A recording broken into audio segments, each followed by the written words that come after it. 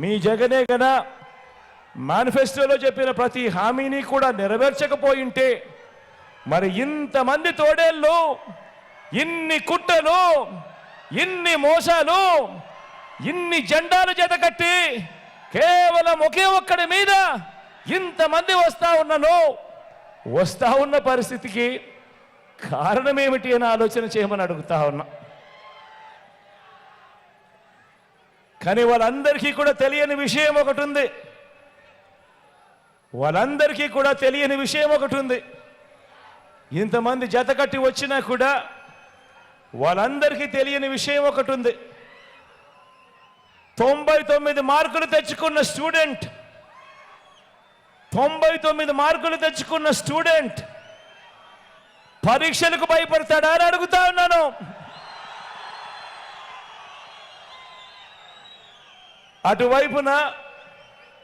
అటువైపున గతంలో వాళ్ళు పరీక్షలు రాసినప్పుడు 10 మార్కులు కూడా తెచ్చుకోని స్టూడెంటు పరీక్ష పాస్ అవుతాడా అని అడుగుతా ఉన్నాను.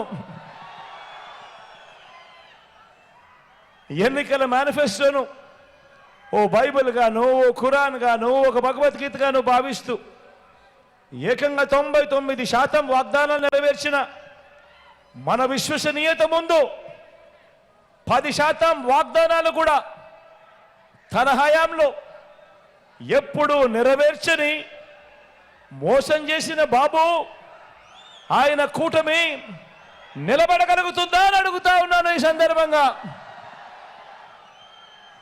గట్టిగా రెండు చేతులు ఇలా పైకెత్తారు, రెండు చేతులు పైకెత్తి ఇలా ఇలా ఇలా ఇలా ఇలా ఇలా ఇలా ఇలా ఇలా ఇలా ఇలా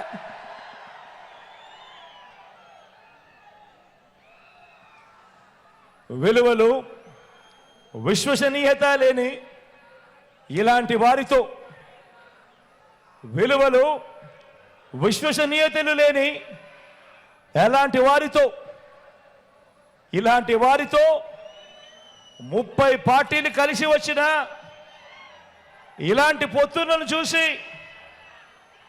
పొత్తులను చూసి మన అభిమానులు కానీ, మన పార్టీ నాయకులు కానీ, మన పార్టీ కార్యకర్తలు కానీ, మన వాలంటీర్లు కానీ, ఇంటింట అభివృద్ధి అందుకున్న ఆ పేద వర్గాలు కానీ వీరిలో ఏ ఒక్కరైనా కూడా భయపడతారా అని అడుగుతా ఉన్నాను.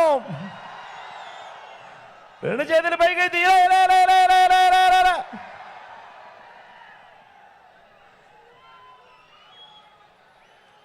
పైగా భయపడరు. పైగా చెబుతున్న ఒకే ఒక్క సమాధానం, భయపడరు. పైగా చెబుతున్న ఒకే ఒక్క సమాధానం,